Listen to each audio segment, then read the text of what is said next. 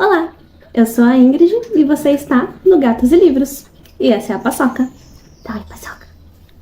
Dá oi. Dá oi, olha pra câmera. Mostra a sua alegria de estar aqui presente no meu colo. Olha o Hora participando.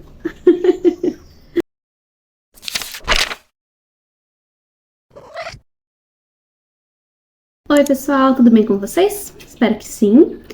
Hoje temos vídeo dos livros lidos de junho.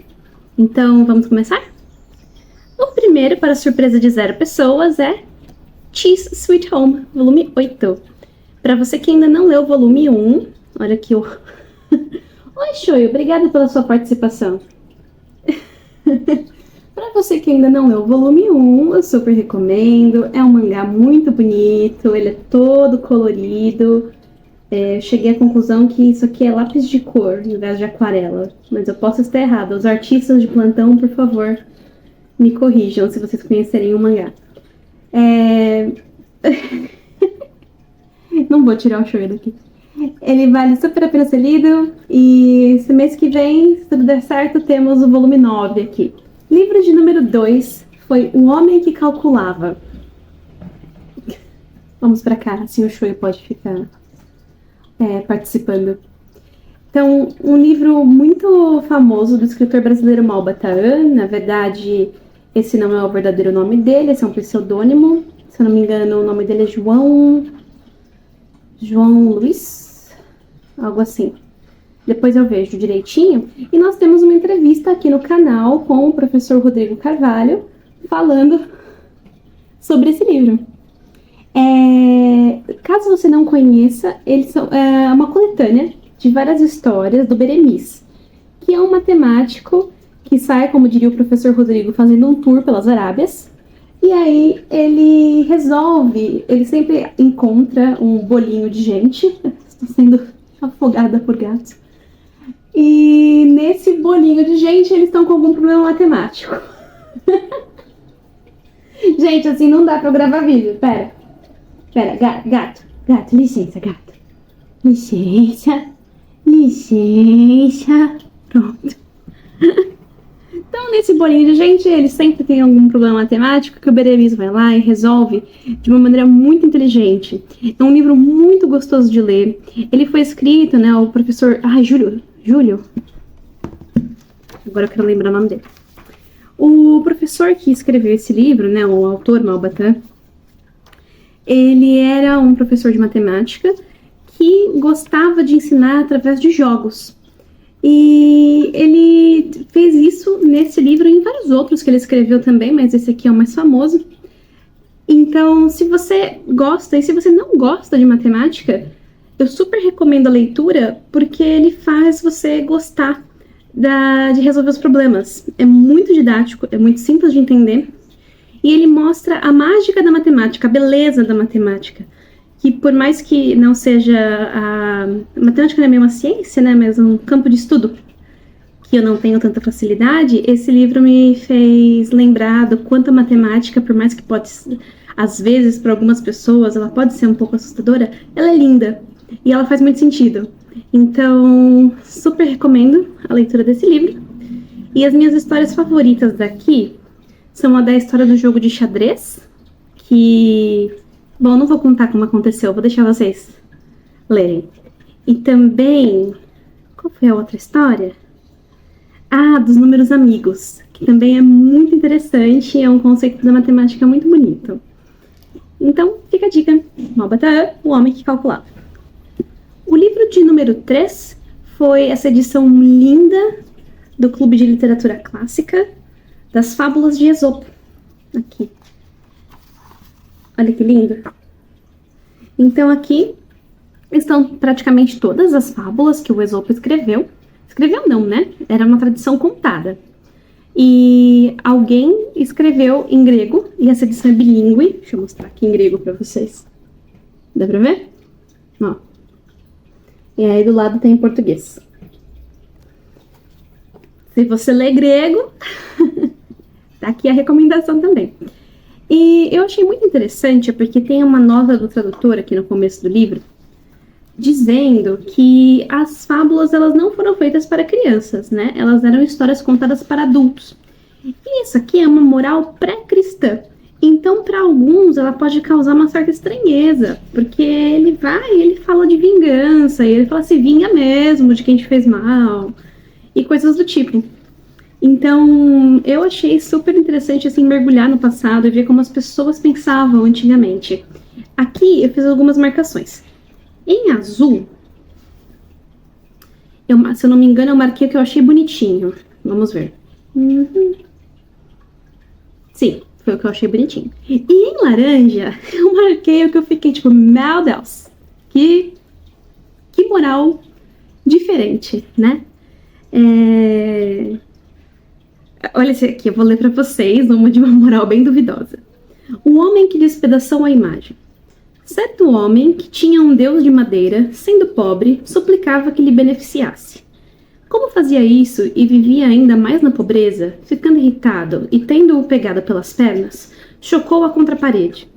Quebrando-se imediatamente sua cabeça, ouro fluiu dela, que o homem, recolhendo, exclamou: Ardiloso és! Me parece ingrato, pois te honrando não me beneficiaste, mas ao te bater sou recompensado com muitos bens. A moral da história. A fábula mostra que em nada te beneficiarás honrando um homem mau, mas batendo nele serás beneficiado. Né? Então, as pessoas pensavam de um jeito diferente antigamente, né? Tem outras histórias aqui que são um pouco chocantes, né? E o tradutor fala isso no começo. E tem outras bonitinhas, inclusive as famosas, né? Da raposa das uvas, da formiga. E aqui ela fala formiga escaravelha. A gente aqui no Brasil é a formiga cigarra, né? Então, eu adorei. Essa leitura foi uma leitura rápida. As fábulas são super curtinhas. Essa edição é linda. E fica aqui a recomendação. O livro de número 4 foi um empréstimo da minha querida amiga Thaís, do meu querido Oliver Sacks, A Ilha dos Daltônicos. Então aqui eu fiz muitas marcações também. Como todo livro do Oliver Sacks, é muito interessante. Ele fala de ciência de um jeito acessível para todos. Para quem não sabe, o Dr. Oliver Sacks foi um neurocientista. E ele ajudou muitas pessoas, inclusive tem um filme chamado Tempo de Despertar, que eu recomendo demais, é linda, com o Robin Williams e o Robert De Niro.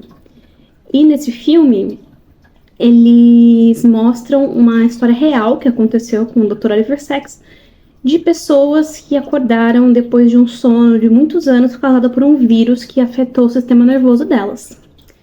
E aí o filme é essa história, de como as pessoas se sentiam acordando anos depois, mais velhas, né? Um deles dormiu quando era criança, acordou adulto. Como é que ele se comportava? O que ele via quando se olhava no espelho? Então, eu recomendo demais, é um dos meus filmes preferidos da vida. E a Ilha dos Daltônicos, ele fala justamente sobre ilhas no Pacífico, em que existe uma mutação genética que todas as pessoas nascem com acromatopsia. Eu acho que eu falei certo o nome. Desculpa, eu falei errado, que não são todas as pessoas. Muitas pessoas nascem com esse tipo de daltonismo e que se enxerga em preto e branco, né? Então, é um problema nos cones dos olhos, nessas células que são responsáveis por ver as cores. Então essas pessoas só conseguem enxergar em preto e branco e a diferença de claro e escuro. Tanto que para elas têm que viver de óculos escuros porque a claridade faz muito mal para a visão deles. Então ele investiga o que acontece nessa ilha e ele investiga também o que acontece na outra ilha, que é uma doença que é causada provavelmente pela ingestão de uma semente que hoje se sabe que é um tipo me corrijam se eu estiver errada, ALS ou ELS? Esclerose lateral amiotrófica, aquela doença que o Stephen Hawking teve. Então, muitas pessoas desenvolveram essa doença por comer essa semente e essa doença acabou sendo erradicada porque eles mudaram a dieta. Mas na época que o Dr. Oliver Sacks foi visitar a ilha, ainda existiam muitas pessoas acometidas por essa doença. E ele também tem um capítulo inteiro dedicado à botânica, justamente por causa dessa semente que é muito importante para eles. muito interessante para quem gosta de ciência, medicina. Fica a recomendação de A Ilha dos Daltônicos, do Dr. Oliver Sacks. Livro de número 5, Cupim, de Laila Martinez.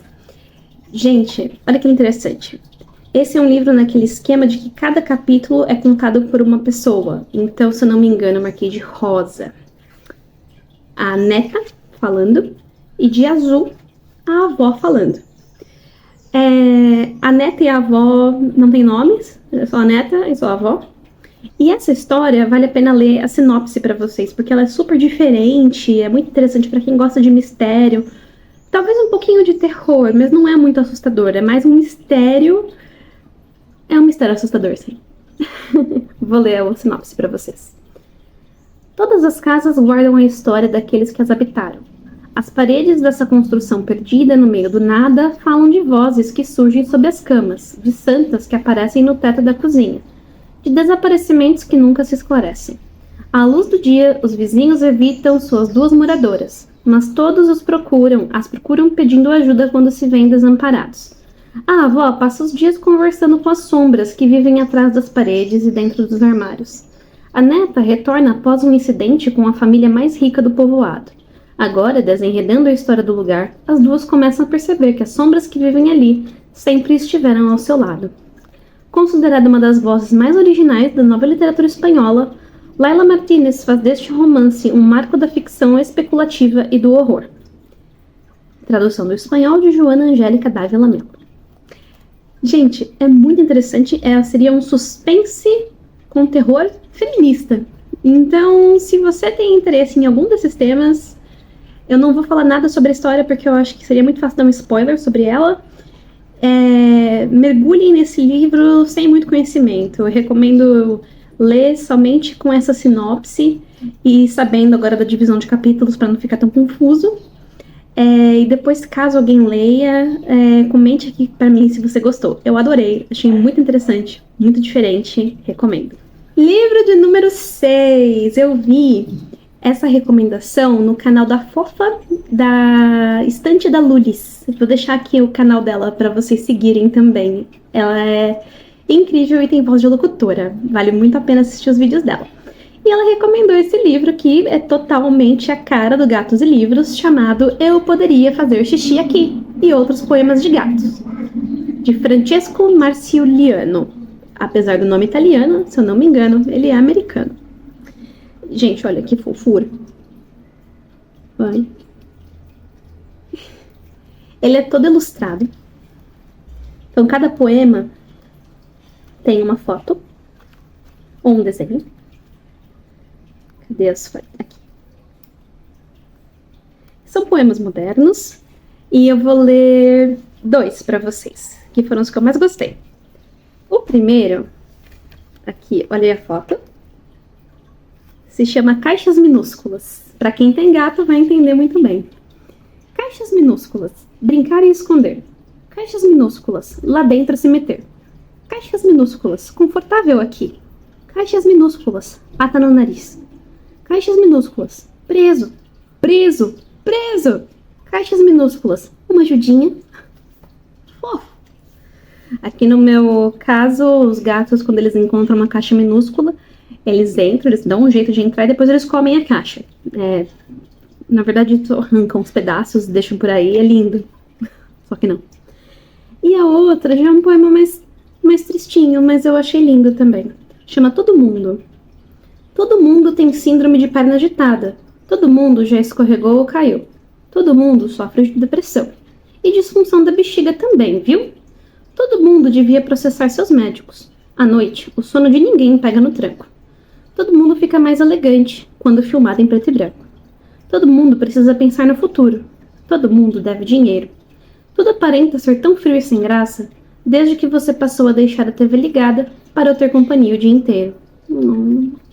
Gente, não deixe seus bichinhos sozinhos. Caso você tenha gato, tenha pelo menos mais de um, para um fazer companhia para o outro. E se você tiver cachorro... Ai, nossa, não deixa sozinho, não. É muito difícil. Já tive cachorro. Aqui é Gatos e Livros, mas já tive cachorro também. E passarinho. O livro de número 367. Theo e o Minimundo. Foi uma recomendação que eu peguei no canal Literapia, com a Laura. E eu amei. Foi um livro que ela recomendou para pessoas sensíveis. E o livro é de uma sensibilidade, gente. É a coisa mais linda, olha. Ele é todo feito em aquarela. E é uma gracinha.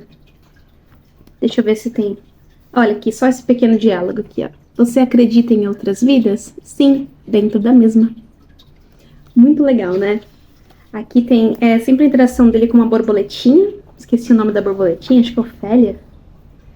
E tá aí tem outros personagens também. São reflexões sobre a vida. Muito sensível, muito fofinho. Aqui nesse exemplar, né, nessa edição, o Quentinho no Coração, além de trazer Quentinho no Coração, ele fala muito sobre a pandemia, porque foi escrito nessa época. É um autor independente, tem o site dele para quem quiser comprar os livros, nem todos estão disponíveis na Amazon. Esse aqui eu comprei em uma livraria física, se eu não me engano, Livraria da Vila. Mas vou deixar o site do Theo e o Minimundo para quem se interessar. Gente, maravilhoso. E o último livro do mês é um mangá. Sakura Card Captor. Gente, muita nostalgia. Caso você seja um millennial como eu, talvez tenha assistido os animes da Sakura ou até lido o mangá quando ele ainda era atualizado, né? Eu fiz um post no Instagram sobre ele, essa edição, olha que linda, ela tem figuras coloridas, ilustrações, olha que linda. Porque enquanto eu lia, eu fui lembrando muito dos anos 90, se não me engano, a Clamp escreveu esse mangá nos anos 2000, bem no 2000 mesmo, certinho. E o celular ainda era uma novidade, então aqui a Tomoyo fala pra Sakura: toma isso, vai te ajudar nas aventuras. Daí ela: o que é isso? É um celular. Tipo, ninguém conhecia um celular. A Tomoyo passa um fax pra Sakura, pra elas se comunicarem. Gente, qual foi a última vez que você mandou um fax? Comente aqui. Agora, se você não souber o que é um fax, não comente, porque eu vou me sentir muito velha. E tem bip também. Muito gostoso. E me lembrou da minha infância / adolescência. Eu tinha uma amiga muito querida que amava Sakura, fazia cosplay de Sakura, lia todos os mangás. E foi muito gostoso. Foi uma maneira de me reconectar com essa Ingrid do passado, com essa minha amiga. Agora eu pretendo ler os outros volumes para completar minha coleção de Sakura Card Captor. Oi, gente, Ingrid do futuro aqui, fazendo uma edição no vídeo. Porque eu esqueci de falar sobre um livro que eu li no Kindle, né? Ele não estava na minha pilha de livros e eu esqueci dele, mas ele é muito importante, muito maravilhoso e super vale a pena mencionar, que é o Death is but a Dream. Vou deixar a capinha dele aqui. E ele foi escrito pelo Dr. Christopher Kerr e ele é um médico de cuidados paliativos, assim como a doutora Ana Cláudia Quintana Arantes. E o livro fala sobre as experiências que as pessoas têm quando estão próximas da morte. Então ele conta tanto dos sonhos quanto das visões que as pessoas têm quando já estão nos últimos momentos de vida. E caso você... Opa, meu dedinho aqui. Caso você conheça alguma história dessas, tem alguma história dessa na sua família, compartilha aqui com a gente. Acho que vai ajudar muitas pessoas a entenderem melhor esse processo, né? Vamos aqui... quase que uma campanha do canal, fazer a morte não ser um tabu. E vamos conversar sobre isso, sim. Uma coisa... Os gatos brigando, não sei se deu pra ouvir.